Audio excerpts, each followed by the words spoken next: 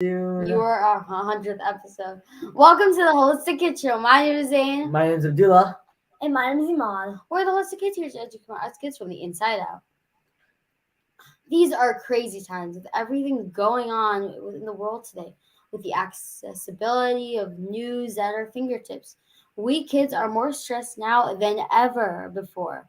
We are living in a world of chronic stress, lack of nature, lack of exercise, constant negativity, with minds constantly going, inability to sleep, and negative social relationships. Can be a lot, not only in our relationships affect us at school, but also can mess up our bodies. How does stress mess up with our bodies? Well, for that conversation, we need to talk all about the adrenal gland. What is the adrenal gland? I haven't heard about that one before. Well, today we are just in luck. We have a very special 100th episode guest here with us today. And when we say she changed our lives, she really did. When our mom was suffering through mental health problems, the first book she picked up was our next guest.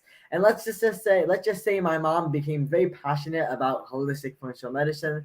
And I guess the 7 books my mom wrote and the 100 episodes of podcasts that we all sparked by our amazing guest today, Dr. Izabella Wentz. So Dr. Izabella Wentz is an internationally acclaimed thyroid specialist and licensed pharmacist who has dedicated her career to addressing the root cause of thyroid dysfunction after being diagnosed with Hashimoto's thyroiditis in 2009.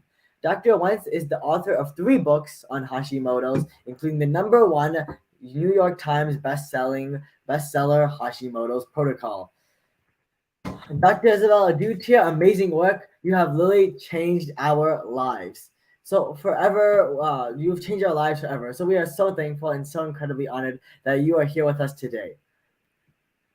Thank you so much for having me. It's just such a joy to see you guys in person. I've seen so many pictures of you and have met your incredible mama. It's such an honor and a pleasure to be here with you. And thank you for everything you're doing to help families and children around the world. Well, it's our pleasure. Our pleasure. So I have a question. How did a conventionally trained pharmacist turn into an international New York Times bestseller? We would love to know your story. Sure. So it started with my own health. When I was in pharmacy school and even in undergrad, I started to have issues with fatigue. And I would go to doctors every year and for a checkup. And then I was told there was nothing wrong with me. And as time went on, I just started to have more and more symptoms, to the point that I was losing my hair. I had carpal tunnel in both arms. I could barely hold a pencil to write with. I was exhausted. I had pain all over my body and panic attacks, anxiety, irritable bowel syndrome, acid reflux, all kinds of things. And so that's how I became, I guess, an expert, perhaps maybe a bit of a human guinea pig, more or less, to try to get myself to feel better. And I started to kind of peel back the layers of what was going on within my own health and doing a lot of looking at through some of the medical research that was out there and trying a whole host of different things.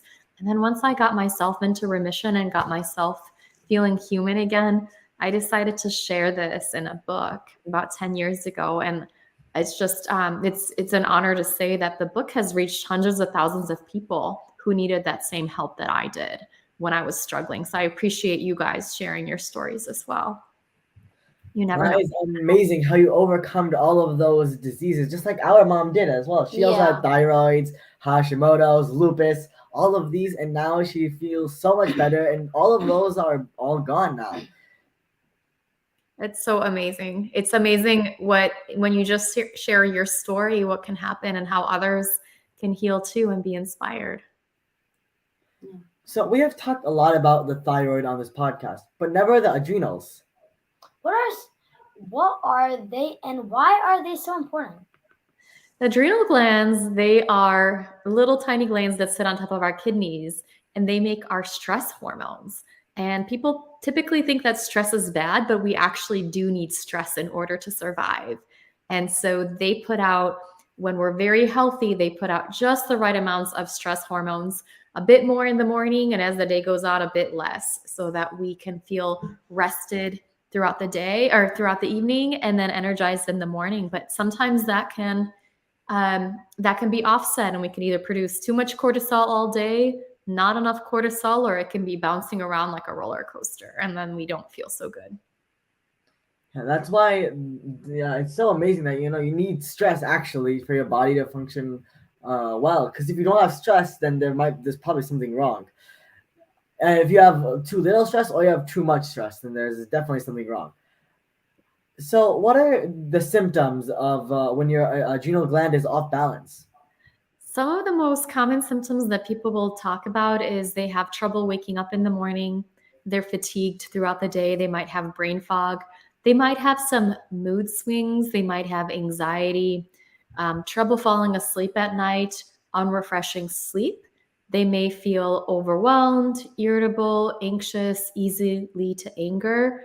And those are probably how people will say that they feel. They might also have pain in their bodies. They might also be people that are more sensitive to sunlight and bright lights. They might be people who have cravings for sugar, for salt, as well as alcohol and caffeine. And this is because there's something out of balance. Yeah, and a lot of people, they say, "Oh, yeah, this guy, he's always angry. He's always, stressed. It's just him." But he's just like, it's just normal. But that's not normal, and that people should actually really go and try helping that, because it's not that good to be always mad and Yeah. angry, right? That would be terrible. So even though like stress is really popular among adults, have you seen this affecting kids as well? It does affect children as well. My son's pediatrician, Dr. Pejman Katarai, he talks about how it can manifest even in toddlers. So some toddlers, the ones that wake up really, really cranky. Have you guys ever seen ones like that? Yes. Yes. Sometimes toddlers can wake up super, super cranky, and that can be a sign of adrenal issues in a toddler. So typically adults, they have a harder time waking up in the morning when they have adrenal issues, but they usually don't, cry about it. But a little kid, a lot of times they might feel very moody, and they might be angry a lot. They might feel hangry as well. And all of these things can happen in adults, but sometimes they're so much easier to observe on little children and even older children, as long as they're expressing their emotions, right? Yeah. Yeah.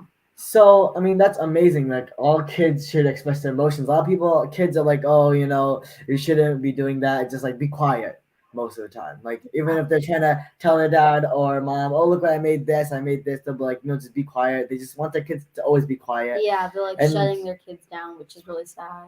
Yeah, that's why it's so important to have that communication, Yeah. Absolutely. What's one of the best things you can have is making sure that you tell your mom and dad what you're going through and what you're thinking about. Even if you don't think they can help, your mom and dad are there for you, right? And if you don't have a mom and dad that listens, then trying to find an adult like a teacher or perhaps an aunt or uncle that can help you out. So, what are common stresses us kids can deal with that affects our adrenaline glands? Some of the stressors for kids could be things like food sensitivities.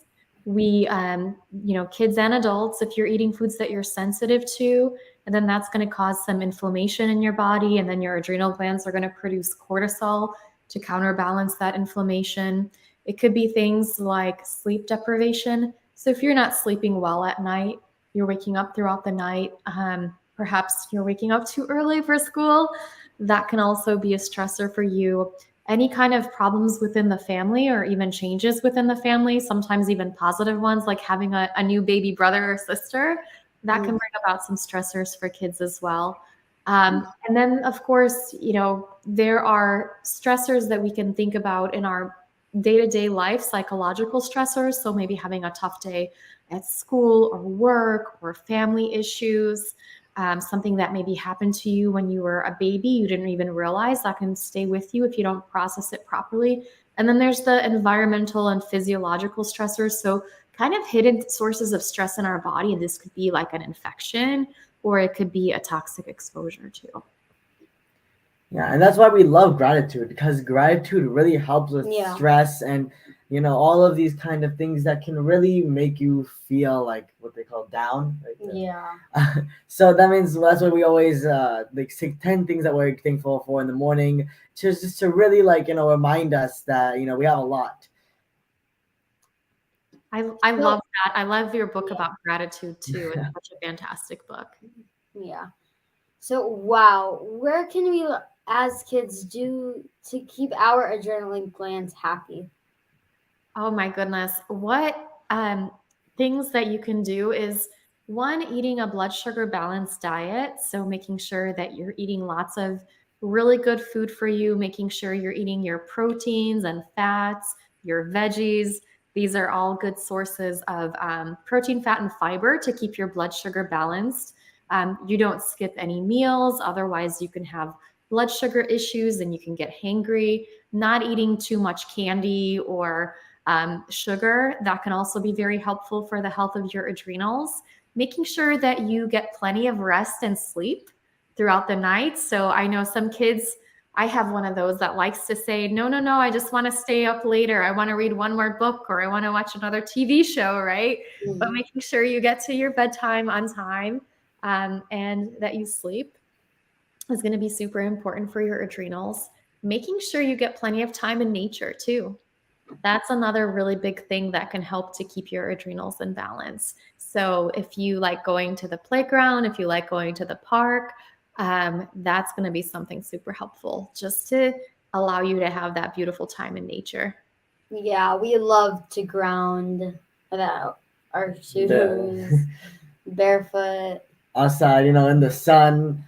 Unless it's winter, then Then it might be a little bit we don't want cold. frostbite.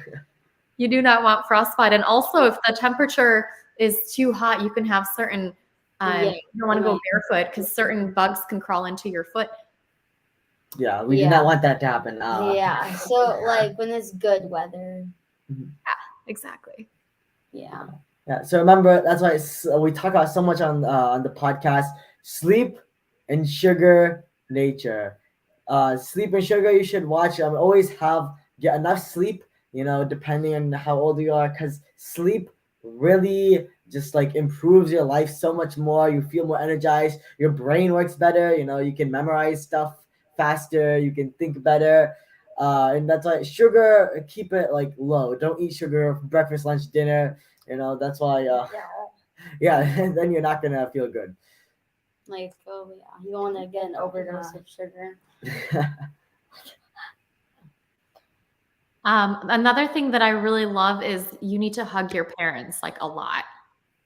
So that's going to help you feel better and safe, and that's going to help your adrenal glands. So hopefully my son will listen to this and he'll take that advice too. So we love your protocol. You talk a lot about replenishing our body with nutrients. What nutrients do us kids need? For kids, I definitely like to use fish oils. Probiotics can be very helpful too. Different types of vitamins. Interestingly, the B vitamins can be really, really helpful for kids that maybe have issues with feeling overwhelmed. Sometimes B vitamins can help. For kids that maybe have issues with appetite, a vitamin like zinc can be very, very helpful to help support your growth and appetite too. And if you're a kid that has trouble with your muscles, something like a carnitine can help, which is a mitochondrial support nutrient. I do recommend all of those things in my book. I have a whole host of different nutrients. Not every single nutrient is for every single person, but a lot of them can be utilized by kids as well, as long as you keep in mind the dosing for kiddos. And magnesium can be super helpful for kids. Even doing something like an Epsom salt bath, if you're a kid that has a hard time falling asleep at bedtime, or if you're constipated, doing something like magnesium gummies can help, or magnesium calm. Yeah, we love Epsom salt baths. We also, another great thing is sauerkraut. Oh, we Yeah. love sour. I actually like that. I do too. It has so many nutrients, and it's really good. It's such a good vegetable. Yeah, Mhm. and there's so many benefits from sauerkraut. It just has all the vitamins. And it's really tasty and very versatile. Can go with a lot of There's different. so many different kinds. You got carrot sauerkraut, right? Those You carrot. can like make Red secretly cabbage. Make it Yeah, out of cabbage. I like red cabbage. Isn't cabbage just like Yeah, red cabbage is onions, really good. Well, It's Yeah. just cabbage, but just purple. jalapeno. they have like a jalapeno if you're the. I don't like jalapeno. I like that. You like jalapenos because I feel like they're too spicy for me. Yeah. I It's- like. Really like doesn't- spicy. yeah. I can't really have He like doesn't any- take that I much can't- spice. I I do. He does. He's like between, and I'm like, no, I don't want to. So you also talk about revitalizing yourself. What is that? What does that mean? And what are some good ways us kids can revitalize ourselves? Well, I feel like for revitalizing yourself, it's like finding something that you really love doing. Do you guys have something that you really love to do? I love painting. You like drawing. just art in general? Yeah, art. I like Rubik's cubes. What do you like? Rubik's cubes. Rubik's cubes Like Rubik's cube and puzzles. He does. He likes a lot of puzzles. and puzzles. Okay, so you guys are talented and smart, and you have these passions. Yeah. And a lot of times people don't take the time to have time with their passions. And sometimes that can make a person feel tired because they spend too much time doing things that don't give them energy and don't excite them. So taking some time, whether that's weekly or daily, doing the things that you love can really help you get revitalized and can help you have more energy and feel better. So do you guys take the time to play with the Rubik's Cube or make art? Yes. They do it I all the even time. did A today. lot. Yeah. Today in the morning, I did it. Yeah, he just walks around with the cube. Like, a lot, and he just like learns all these random algorithms. Yeah, that's why revitalizing yourself. What are other ways of revitalizing yourself? What about like water hydration? Because drinking water feels so good, like especially when you're thirsty. So is that Yeah. something as well? Water, proper hydration is super important for most people. A lot of us think that all we need to do to hydrate is drink water. And for many times, water can suffice. Some people may also need electrolytes, especially if they've been sweating, right? If you've been doing a lot of running or spending time at the beach in the warmer months, you might actually need a little bit of electrolytes to help support your hydration properly. That's why we love drinking water. And remember always to drink water, even if you don't like it. At least because water is just so important for everything in your body. I mean, it's one of the most important things for your body. 70%, I think. Yeah, 70% of our body is like. That's how it's made up. Yeah, that's how much That's you're also made of. important. Yeah. That's why. Yeah, it's normal. So you talk a lot about rebuilding resilience. How can we rebuild resilience? Part of rebuilding resilience focuses on taking the time to work on what are the things that make you angry and what are the things that bring you down, and kind of identifying what your triggers might be. And so being able to identify them is going to be the first step. And then figuring out what you can do about them might be a second step. So if you, for example, always get frustrated by something, you may wish to do something like have a list of things you do whenever this comes up. Let's say you get frustrated every time your teacher assigns something to you at school. So, there are ways to look at that. Could you change schools to get rid of that teacher, right? Could you change teachers? Not always, right? Sometimes maybe that can happen. But generally, if that's something that you have to do, maybe you can figure out like a trigger toolkit if you can't change that trigger. So perhaps maybe you work on doing some deep breaths or meditation to help you figure out what you can do when you get triggered and help you get better regulated, so that every time you are faced with another trigger, your body knows how to respond a little bit with a little bit less stress. And then there are things that people can do, for example, exercise to help strengthen and build up their bodies that can be incredibly helpful, and that can help resilience. I really love breath work for building resilience. I really love any kind of, do you guys do meditation or chanting or breathing? Do some meditation sometimes. Yeah, we Sometimes. do our prayers, which are kind of like, Yeah, simple. yeah. Yeah, that's why gratitude is all. We just love doing the gratitude, and that's all just also part of meditation, really. So, what are other tips you have for us kids to do daily to help us manage our stress?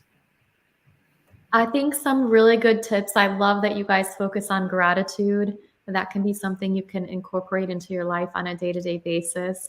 I love that you can focus on proper hydration. I think depending on where you are in life, making sure that you're hugging your friends, you're hugging your siblings, you're hugging your parents. That's going to be really helpful. Every time you hug somebody, that releases some oxytocin, which counteracts some of your stress hormones, and that can make you feel so much better. If you have a pet, taking the time to care for your pet or walk your pet can be helpful. If you have stuffed animals, giving the stuffed animals a hug, this can be really game-changing too for a lot of kiddos. Like sometimes even giving yourself a hug. Have you guys heard about the butterfly hug? No. No. I don't think so. So this is something, if you go through something very stressful, there is a technique known as the butterfly hug, and you wrap your arms around yourself and you tap left and you tap right, and you do that for 30 seconds or so, and you just take some time to take some deep breaths, and that can oftentimes help you overcome very challenging and difficult situations that maybe you have gone through. Yeah, another great, like breathing, like you were saying, breathing is so important. Even though people do it all the time, actually thinking about breathing is even more beneficial. Just taking Yeah. those big, long, deep breaths, it can really help, lower your stress and lower that cortisol. But not too hard. It's not that Not too hard, and don't hold your breath, right? But yeah. Yeah. So what are Yeah, that's why there's so many different ways to manage your stress. Like especially school causes a lot of stresses. That's why take breaks. A lot of people they just go on and on. Even like a 5-minute break in between, like if you're studying or you're practicing for something or you're doing homework, even a 5-minute break to get some water, to get just go outside will help you so much. that's such a good idea, to make sure that you take breaks. And how do you guys feel about like summer breaks? Do you think kids should get summers off from school, or do you think they should go to camps or school throughout the summers? I think they I should do think stuff that- during the summer that that yeah, they maybe get. you just like don't like just sit on the couch and watch TV the entire summer. Like maybe you should Maybe, like go outside and play because it's gonna be summer. It's gonna usually have beautiful weather. So. Maybe there's like you can take like once a day a week of classes you're passionate about. like if you like to do archery, you can Yeah, sign up you for can archery. I don't know. you can just go outside more. Don't just stay all inside the home all day during summer. Yeah. There's so much more possibilities you can do in the summer. That's why, And summer, if you have school, then sometimes it might keep you inside, and you really need to go outside.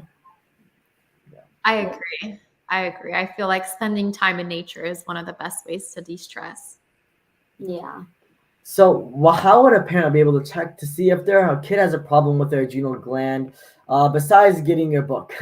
So, where should they go to get answers, and are there tests to see if you can to see if your adrenal glands are working the way they should? So I would definitely work with an integrative pediatrician to see about testing your children. But definitely, it's also an issue that I think is very relevant for parents. So my book is very much focused on helping parents be better parents to their kids too. Because when your adrenals are out of balance, you may not be as patient and caring and loving with your kids. And do you guys want patient, loving, caring parents?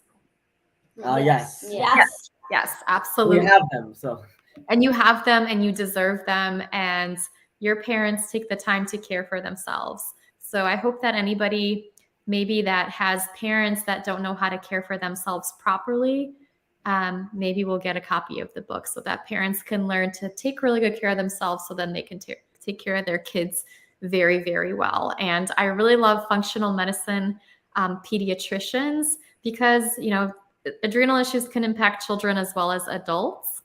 And functional medicine can be really helpful for both. Yeah, well, this was amazing. Amazing. What is one thing kids can do, can start today to help their adrenal glands and to lower their stress? Oh my gosh. I would love for every child to be able to take a look in the mirror and give themselves some positive affirmations and perhaps some positive mantras. If you could look in the mirror and say 5 things you love about yourself and that you're proud about, that's one way to start sending yourself positive messages. Part of why some people get their adrenals out of balance could be because of negative self-talk. And I feel like when there's so much media, so much going on in the world, you really have to make sure that you're really kind and caring to yourself. So please tell us more about you and your amazing work. I love helping people take charge of their health. I love helping women with Hashimoto's and hypothyroidism feel amazing again so that they can be the best moms that they could be, so that they can be there for their kids and their families.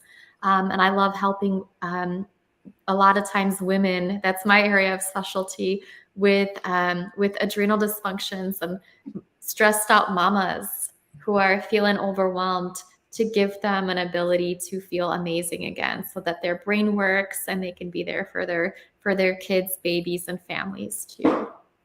Also, one more question. So, can tea, because a lot of people, they drink green tea and all these kind of teas to help calm themselves down. Is that also a good way to revitalize yourself and help your adrenal glands?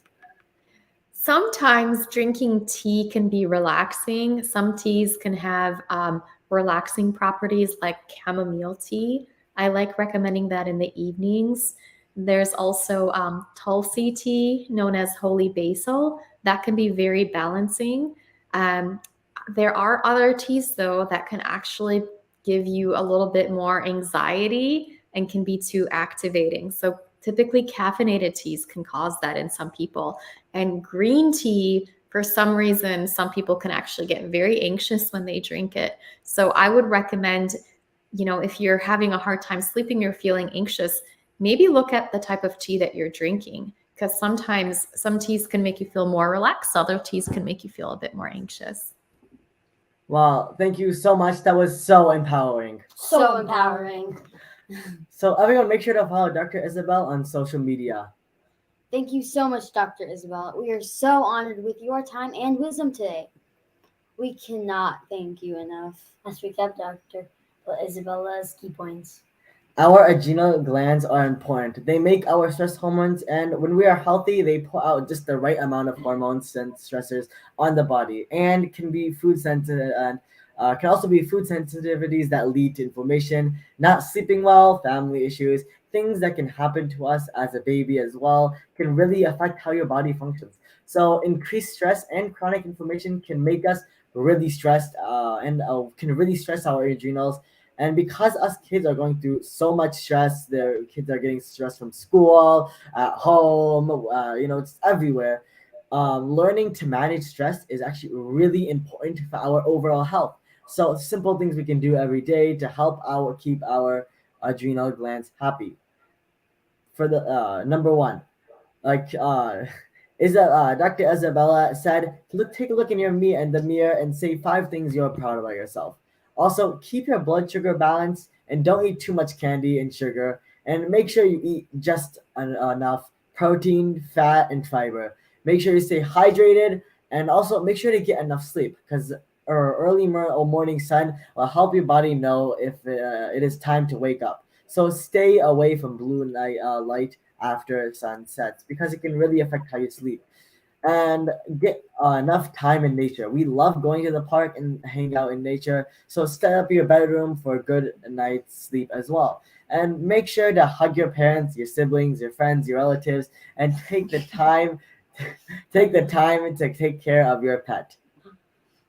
Replenish the nutrients, fish oil, probiotics, B vitamins, magnesium, zinc, electrolytes, and they can really help a lot. If you have muscle issues, carnitine can help. Epsom salt baths can help to tell your body to unwind. And also, re-energizing your body is important. Prioritize proper hydration. Some kinds may need some electrolyte if you're sweating a whole lot. And revitalize yourself by taking some time to love yourself. And to do the things you love. Yeah. So also rebuilding resilience is important. So identify what is bothering you and learn ways to help you get less triggered and calm yourself down. Like meditation and deep breathing are really great. Also, we love to incorporate gratitude into your daily routine, and a good butterfly hug is super easy and to help us manage our difficult emotions and our stresses. Thank you again, Dr. Izabella. So thank you everyone for tuning in. Until next time, I'm Zansari. I'm Abdullah. I'm Maud. Follow my family and I on social media, Holistic Mom D, and look out for my mom's like the Holistic RX, your guide to chronic inflammation and disease, and the Holistic RX for kids, parenting healthy brains and bodies in a changing world, and the amazing children's book we wrote together called Adam's Healing Adventures, the Power of Rainbow Foods, and the newest one out called Adam's Healing Adventures. Gratitude is a superpower. We have 100th episode gift for everyone. Please check it out today. We are so thankful for all of you, as this is so much fun for us, and we are thankful you are here with us. So happy 100th episode. Gift for everyone, and please check it out today. We are so thankful for all of you, as this is so much fun for us, and we are so thankful you're here with us today. So, kids need to learn for other kids. Please download our podcast on iTunes and leave a review so other kids and families can benefit. We need to work together to create a healthier future for all of us and the planet. Join us next week for another episode of The Holistic Kitchen, where kids are empowering kids. Thank you, everyone. Thank you, everyone.